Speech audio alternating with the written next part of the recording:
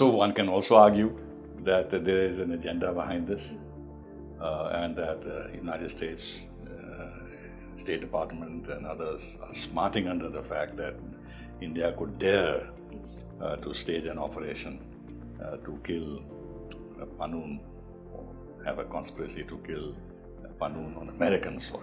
Unacceptable. The United States can kill anybody all over the globe all the time, and they're not merely terrorists and disreputable people like Pannun, but General Soleimani or other people that they have killed. Now, intelligence. This hasn't really been discussed in our media also. What does this intelligence mean? After all, they say they intercepted communications. This is violation of the Vienna Convention. You cannot wiretap illegally the communications of governments and of embassies, which they've clearly done.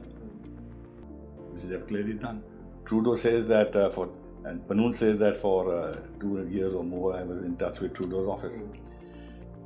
Trudeau himself in his testimony before this foreign interference stuff says that this intelligence has come from Five Eyes and from the South Asian community. Now what does that mean? He can't say it has come from the Sikh extremists. So he says South Asian community. Or the country. Right. So both are covered under the South Asian community. Look at the bat weight of this man and the idiocy of this man that he actually even says this. And even now in his testimony, he said, we have indications. Even now he says, we have indications. He doesn't say, I have proof.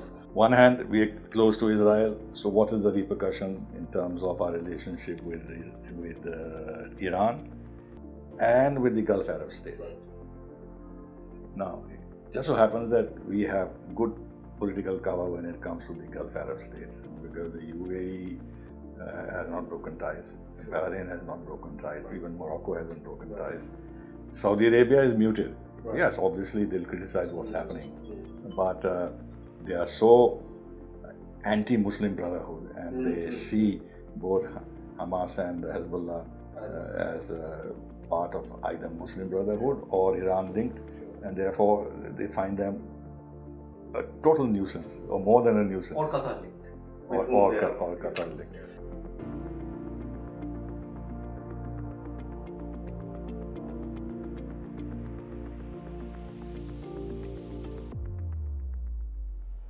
Good afternoon, Ambassador Sibal. Welcome to Economic Times. We are really privileged to have you here amid your busy schedule. I know that you have a major panel discussion this evening.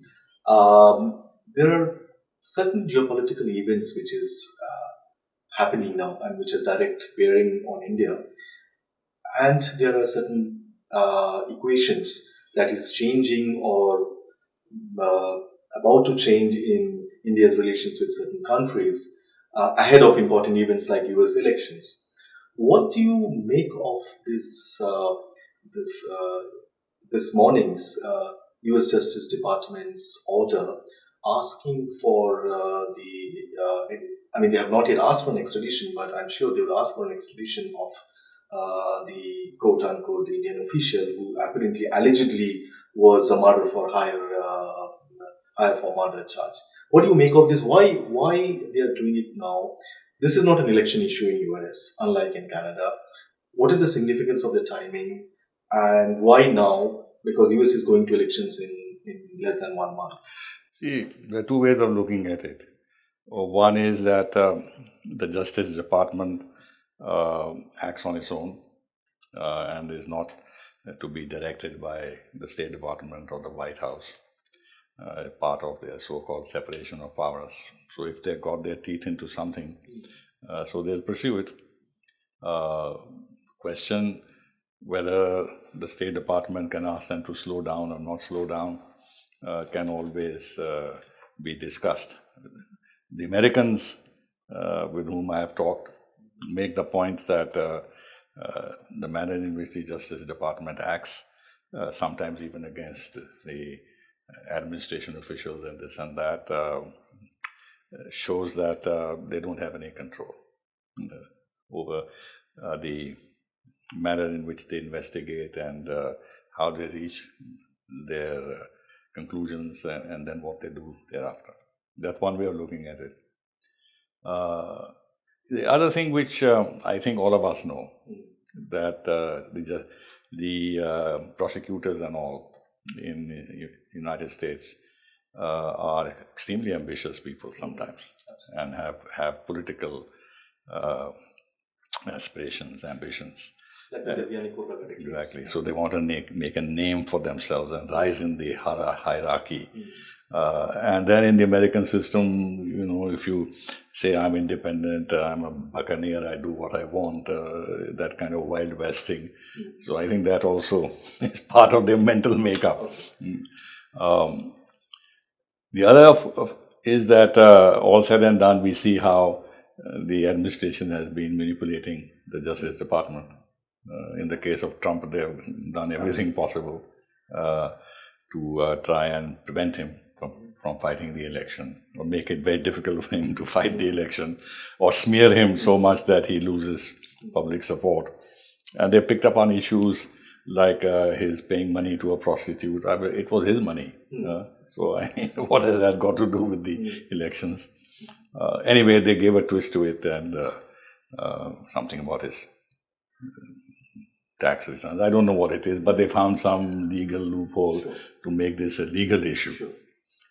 So one can also argue that there is an agenda behind this, and that the United States State Department and others are smarting under the fact that India could dare to stage an operation to kill Pannun, or have a conspiracy to kill Pannun on American soil.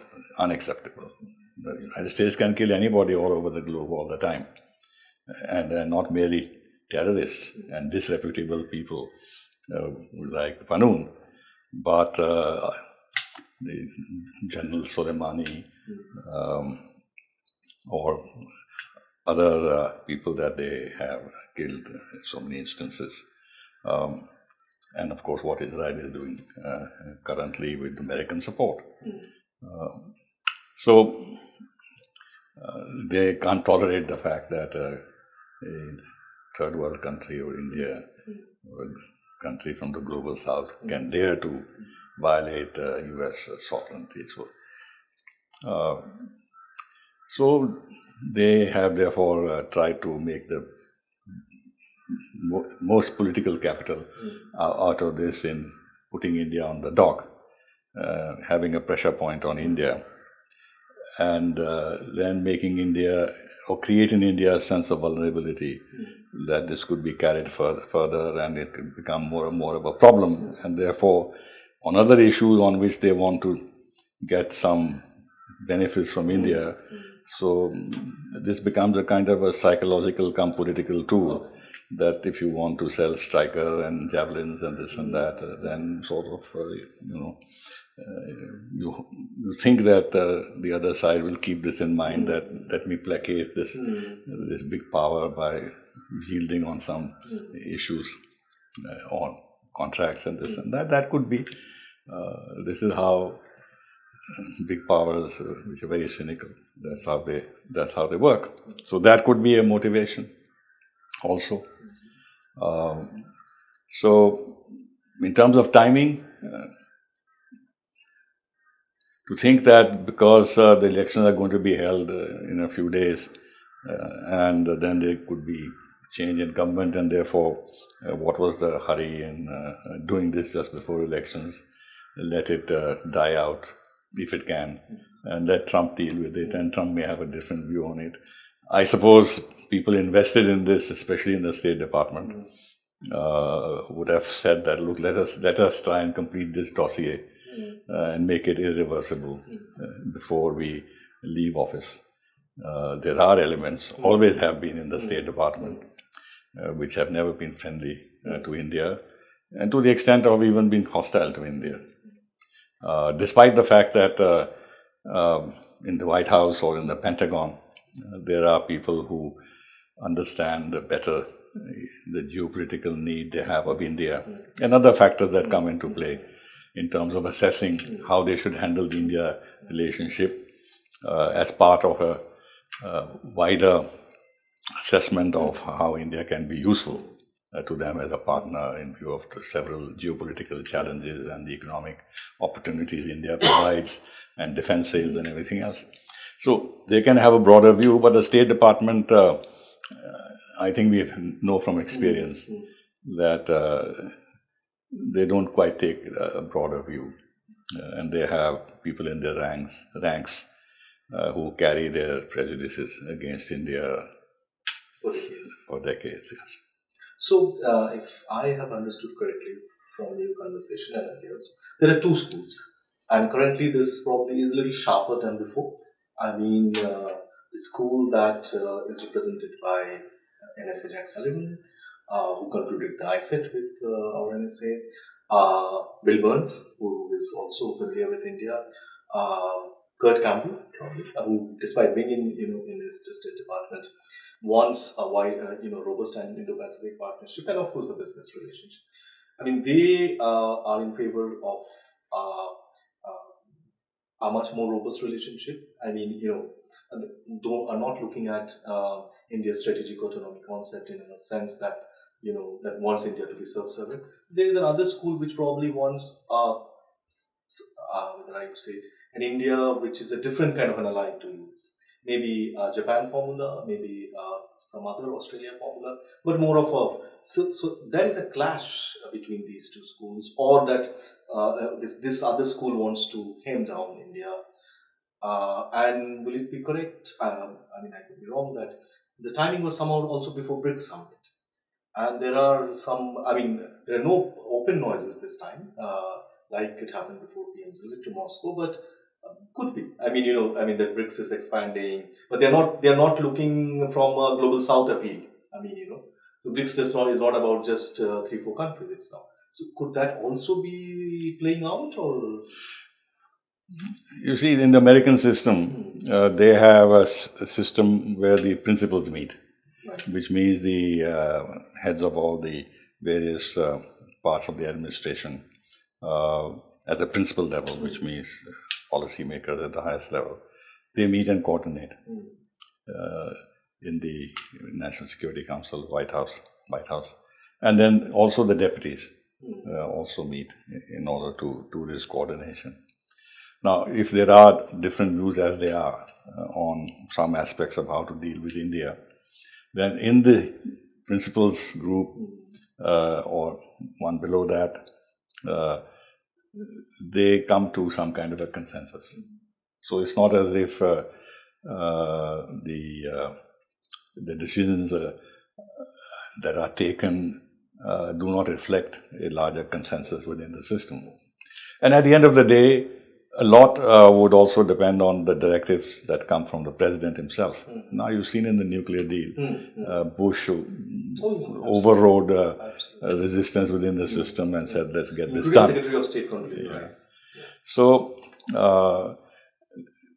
the presidential directive is certainly can go in a particular direction, that political direction that the White House president might want. So therefore, I don't think this reflects a dissonance within the system where, let's say, the State Department is out on its own limb and contrary to the wishes of the National Security Council or Jake Sullivan or the Pentagon. I think that some kind of a compromise is reached where on one side they say, look, we'll keep pushing the relationship positively. So Sullivan takes it upon himself to do that. The Pentagon would have a favorable view because they want to sell a lot of stuff. But then they also know that India is vital for challenging China, for countering China. So they have that perspective.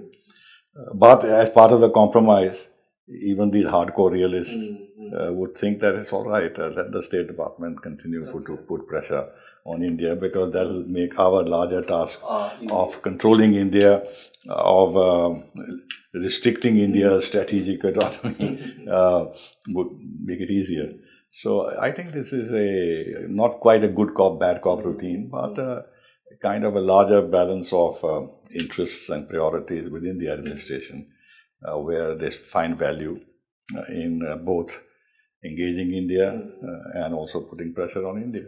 Because you look at their relationship with Europe. After all, they're allies, huh? Yeah. But look at the manner in which there are such serious differences with France in particular. But at the same time, they're allies and they are in it together in so many important ways. But that doesn't stop them from having extremely serious differences on a whole lot of issues, especially economic. But also, there have been dissonances on political issues. France, for example, opposed them when they moved into Iraq. And even now, Macron has been changing his tunes, but he's been more open, and he was more open initially to a dialogue with Russia. Now he's sort of changed his tune for different reasons. And Germany also blows hot and cold. Their solid partners are the Baltic states and Poland and the Czech Republic and of course UK. The others are more Hungary, which is much smaller in size. So I think this kind of a situation where you have understandings and you have misunderstandings is part of how you deal with a power like the United States, because they're so strong and they have such sense of impunity that whatever mistakes they commit, they never pay a price for it. Never. They inflict injuries on themselves, but nobody inflicts injuries on them or sanctions them. Have they ever been sanctioned? So they think that they can get away with contradictory policies, and it's all right. I mean, they'll deal with it. Coming to the US neighbor, I mean, their northern neighbor, a member of the G7, extremely close ally of US. I mean, their relations with India is touched the new low, or the lowest ever. I mean, even after the 1985 bombing, I don't think that we had such a situation. While in 1989, I believe there was some kind of, these allegations of Indian diplomats interfering, but they handled it differently.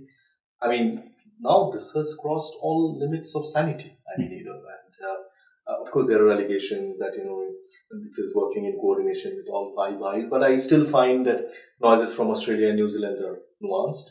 UK, of course, is a closer ally.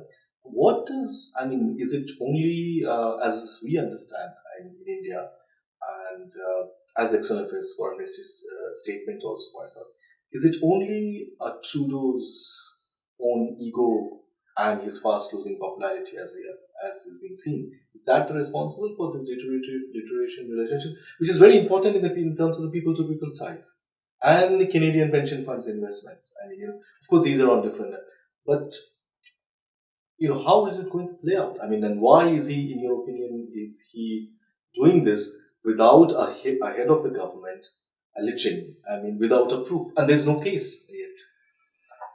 Obviously, a lot of responsibility for the breakdown in ties lies on the shoulders of Trudeau. There's no doubt about it. His mindset, his sense of entitlement, the prejudices he's inherited from his father. I call it a genetic political disorder, because he also shielded Parmar and everything else, refused to arrest him, and the man went ahead and downed the Air India flight, and even then he was not arrested.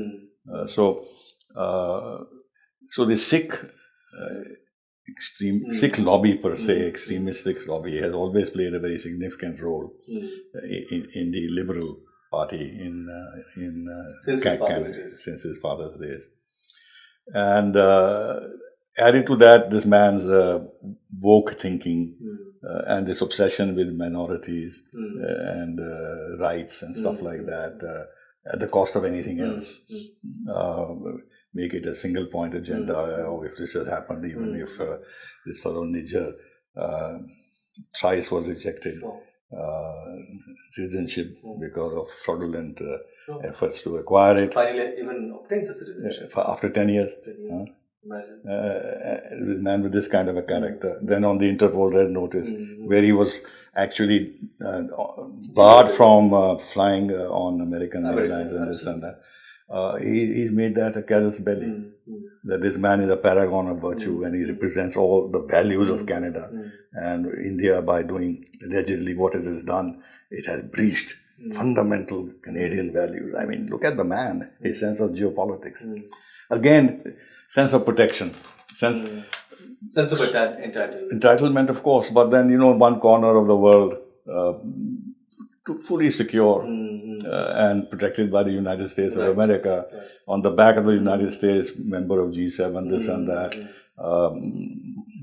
participating in every American war and sacrificing Canadian soldiers.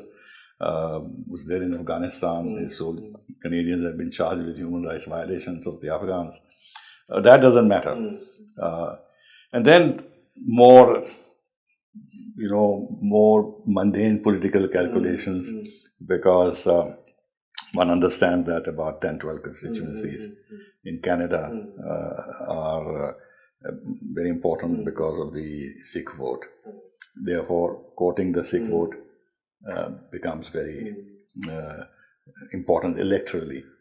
And then within the Sikh community, as everywhere else, the extremists who are active, who have a sense of purpose, even if it is dangerous purpose. They're well organized, a lot of money through drugs and this and that and that. So a lot of funds come there. And then Jagmeet Singh, NDP, was vital for his survival. Now that he has walked out because he has prime ministerial ambitions himself, but nevertheless, he says he will give outside support on an issue-based, on issue-based support. Still, he needs him to be able to survive. Plus, he wants to see if he can reverse the tide of public opinion, because at the moment the polls are showing he's 20 points behind Poliev, the opposition. So he thinks if he raises this issue and makes it a kind of an issue of Canadian pride, etc., he will be able to garner the liberal vote behind him within his own party, because they're gunning for him. Some of them don't want him to wait till the next elections and have this change of leadership. So it's a mixture of all sorts of motives. And this man is, if you ask me, honestly, he's unstable. He's unstable. Because no man with an iota of geopolitical sense would sacrifice an important relationship with India at the altar of such a thing as this. Now he admits that when he first made these allegations, credible allegations, they had no information. They only had intelligence, but they had no hard evidence. So can a political leader of a country go to the floor of the parliament based on intelligence and start the process of destruction of ties with a country like India? The G7 member state. Ties like India, on such a flimsy basis. Now, intelligence. This hasn't really been discussed in our media also. What does this intelligence mean? After all, they say they intercepted communications. This is violation of the Vienna Convention. You cannot wiretap illegally the communications of governments and of embassies, which they've clearly done. And then, after all, you can have intelligence. Firstly, you have to assess the value of that intelligence and whether that intelligence is not deliberately pointing in a certain direction so as to persuade the decision makers to take a certain decision, in the sense that there are motivations behind the kind of intelligence you share. After all, at the end of the day, Trudeau himself is not doing this intelligence work. He has to be fed. And now Trudeau says that and Pannun says that for 2 years or more I was in touch with Trudeau's office. Trudeau himself, in his testimony before this foreign interference stuff, says that this intelligence has come from Five Eyes and from the South Asian community. Now, what does that mean? You can't say it has come from the Sikh extremists.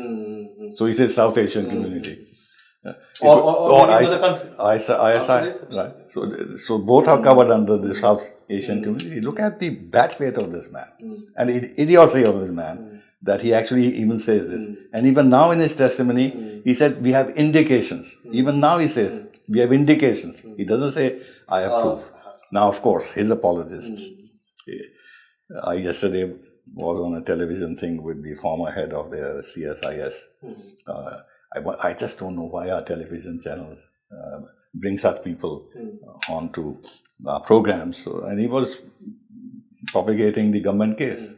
Why are we interested in hearing the government case there? I mean, we can make our own judgment based on what Trudeau is saying and not saying, and what the facts are, we know. Anyway, he said something which is potentially problematic for our relations, that we have arrested 20 people, and it's always possible to break off one of them, and he can spill the beans. In other words, whatever methods they have, use those methods could even be a few $1 million. Okay, you turn a prover and say, yes, you were in touch with X, Y, or Z in India, in the high political level or PMO level, this, and you can do that. So there is mischief afoot. And the CSIS is behind this mischief. And what is the competence of the CSIS? For 1 year, for 1 year they've been at it. Absolutely. And not been able to find hard evidence, and named High Commissioner after that. I'll come to that. And now the former head says that they'll break some kind of one chap and then see if he can spill the beans, which means they still don't have the information they want. So it's a sinister plot that is being hatched. And then this I particularly resent, based from my own 40 years or more experience in the diplomatic service at the highest levels.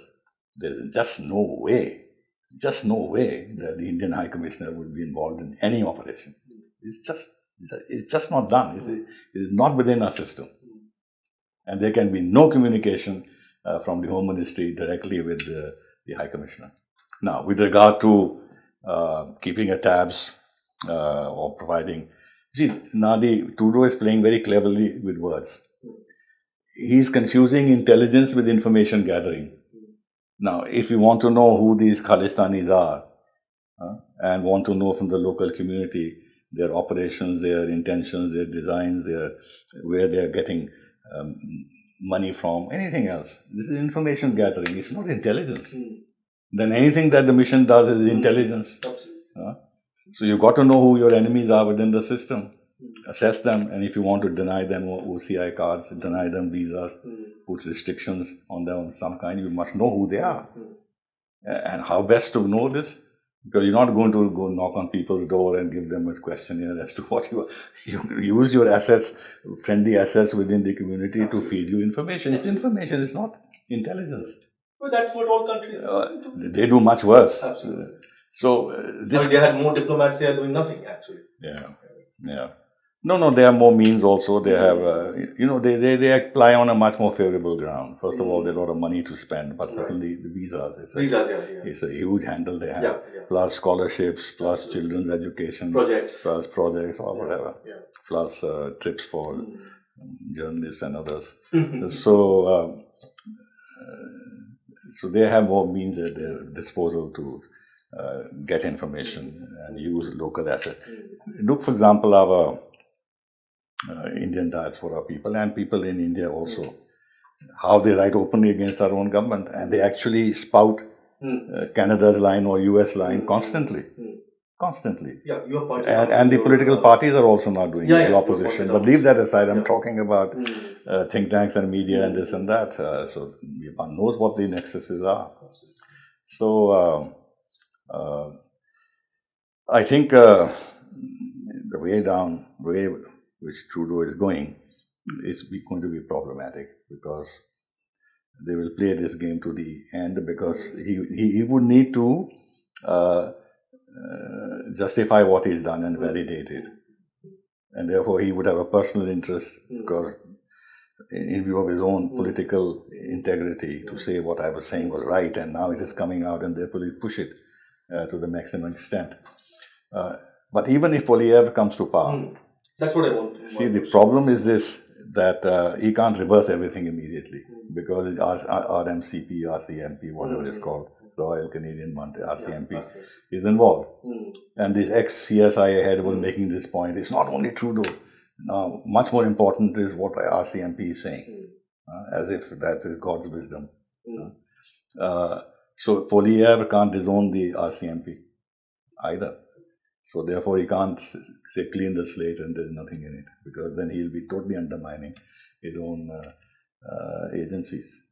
So I think this will carry on, even if there's a change in government. So he can ask them to, in the larger sake of the relationship, and a pending FTA plus Indo-Pacific, they have been giving signals they want to do more in the Indo-Pacific. And while I feel that Canada is very limited to offer in terms of strategic content in the Indo-Pacific. Even more European countries have better reach in the Indo-Pacific. So, but he can try to arrest the situation, larger picture, big picture, and in terms of while he cannot disown the institutions, but he can still kind of yeah, that is possible. That's possible. The initiative will have to come from him. Although he'll come under attack. After all, even if he wins, the opposition will still be there. I mean, the government, people in government will now be in the opposition, and these, they said, Khalistani types will still be there. And they will mount an operation. They try and undermine him. So he'll be forced to make some compromises. Exactly. And but if he wants to change the dynamics of the ties and start making overtures progressively to re-establish normalcy, that will depend on his wisdom, his assessment of what his political strength is internally. India will not be averse for the reasons you mentioned. We have 400,000 students, 1.8 million people of Indian origin there. We don't have much trade, but there's about $80 billion of pension funds invested here. And all said and done, Canada, part of G7, close ties with the United States, this and that. So if there's normalcy in ties, it is helpful. After all, we actually made a remarkable success of going over past difficulties with Canada when Stephen Harper was in power. Absolutely. Because he made that. We had the nuclear deal, we had the deal to buy uranium from them, we started discussing the FTA. So the potential is there if they come back to the Stephen Harper kind of policies. But this vicious elements that are there in Canada and the US and in Britain, especially, and the fact that they have the backing of the deep states, if you might like, which is there. It's not as if it is a figment of our imagination. So they have a handle. And unfortunately, in Punjab, we don't say this because we have to be politically correct, but they have a lot of support within Punjab. I mean, I heard the statement by the former Chief Minister of Punjab, totally objectionable, about Canada. I mean, basically saying the onus lies on us to improve ties with Canada. They don't want to recognize that what has happened is entirely Trudeau's fault. And the SGPC, you know what it is. I don't want to speak openly about that, but they have very close links with the elements that want to disturb Punjab and peace in India. Coming closer home, to our final point is the West Asia issue. It is an extended neighborhood. Today it is neighborhood because we have direct flights to Israel. Most of these capitals are connected to India, not just a single flight a day, but multiple flights a day. Big diaspora, of course, energy interests, investments, security interests. Israel is an important ally, critical ally in terms of security partnership, defense partnership.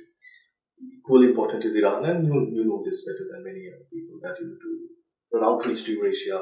Iran is the most critical. That's a very important part of the relationship. How does it look from here? I mean, what is the end game for the Israeli Prime Minister? Again, there is also, it's largely driven by one man. Of course, what happened on October 7th can't be justified in any way. I mean, but a lot of critics say, I mean, within Israel also, it's just one man's ambition. But India's relationship is important for them. Equally important is our other relationship in that region. And how does it play out between the Arabs and Israel? I'm not just talking about one or two countries. And how should we protect? How should we protect our multiple interests with multiple countries? We only have diplomacy in our toolkit. We have nothing else, because America is giving full backing to Israel, even though they know that they're losing a lot of ground in terms of international public opinion, especially in the global south, and in parts of Europe too, minority, but nevertheless, all the right-wing forces that are coming up, and they are unhappy. The economic difficulties that Europeans are facing in their countries, and it applies to Ukraine also. And one thing has happened, that the earlier hesitation to be anti-Israel because of concerns that you will be considered anti-Semitic, that has disappeared. That has disappeared. Israel has lost virtually all sympathy in the world in general, in terms of what they're doing, because they see it as totally excessive, disproportionate. And just to kill one man, Sinwar, who was finally killed yesterday. Yeah, inhuman, especially what they're doing in Gaza and now in Lebanon, enlarging the ambit of the conflict. Totally uncaring of the consequences for the rest of the world, declaring the UN Secretary General persona non grata, attacking the UN UNIFIL in Lebanon. Totally defiant that their concerns, their security is paramount no matter what it leads to. We are caught in a bind because we've had very good relations with Israel. They are deeply involved in our defense sector. They've been helping us in the past, in Kargil and elsewhere. And there are other areas in which we are involved. There is a kind of an ideological sympathy in the BJP rank and file for Israel in the context of combating Islamic extremism and terrorism. So that is the nexus. So we then have to ask ourselves, do we sacrifice this relationship by being more overtly, officially critical of what Israel is doing, or we try to deal with it diplomatically by balancing it by saying we support a two-state solution, this and that, and make gestures to the Palestinians, send them humanitarian aid, talk cautiously about the need to protect civilian lives with proportionate force and stuff like that. And even in the case of the resolution or whatever, statement signed by so many countries objecting to the UN Secretary General being declared persona non grata, we didn't join. With regard to the UNIFIL, we didn't join, though later our UN PR said that we are fully aligned. Yes. If we were fully aligned, why didn't we sign it? You give me a theory, I'll tell you. So, you know that. So the point is, this is a bit of a misstep. Now, what are the repercussions? This is what we have to feel concerned about. One hand, we are close to Israel, so what is the repercussion in terms of our relationship with Iran and with the Gulf Arab states? Now, it just so happens that we have good political cover when it comes to the Gulf Arab states, because the UAE has not broken ties, Bahrain has not broken ties, even Morocco hasn't broken ties. Saudi Arabia is muted. Yes, obviously they'll criticize what's happening, but they are so anti-Muslim Brotherhood, and they see both Hamas and Hezbollah as part of either Muslim Brotherhood or Iran linked, and therefore they find them a total nuisance, or more than a nuisance. Or Qatar linked. Or Qatar linked. Yeah. So that gives us a political cover, so that in case we are ambiguous towards what Israel is doing, well, then so are the Arabs themselves. And many of them quite openly say they can't stand the Palestinians. Right. Kuwait, as you know, had sent them lock, stock and barrel home. Jordan in the past. Yeah, except Syria, nobody is actually holding Palestinians. Yeah. So insofar as Iran is concerned, I think Iran, we don't have to worry that much about Iran, because the Iranian position is actually extreme on Israel. I remember some years ago, some of the people who today are very prominent, Aragchi and all, they had come here and I had spoken to them. So I said, well, you know, we want good relations with you, we want to develop them, this and that and that. But you make it very difficult for us by taking this position that Israel has no right to exist. I mean, you're such an old civilization, you survived so many thousands of years. You don't need Israel for your future survival. So why do you do this? One can understand the degree of animals or whatever else, but saying they have no right to exist, that's not a proposition that countries like us or anybody else can support. Well, they have their own answer. I won't go into that. So the point is that the extremism of the Iranian position also gives us political cover. How can we be in any form of alignment with Iran on this, even when we have other very major interests in Iran, whether it's Chabahar or the International North-South Corridor, or they're now members of BRICS and SCO, of course, and everything else. So I think that dialogue we can maintain with Iran, that look, we disagree with you on what you're doing with Israel, but that shouldn't affect the other things that we need to do with you or we're doing with you. And Iran is sophisticated enough to understand that where their own interests lie. In fact, the fact India reaches out to them, our defense ministers, being foreign ministers, being whatever else, means that they're not isolated. The West's effort to isolate them. And when a major country like India still maintains a dialogue and has projects with them, which we are undertaking, that gives them a diplomatic plus point that they are not isolated. They have a major global South country like India, which understands the importance of regional importance of Iran. Thank you so much. My pleasure.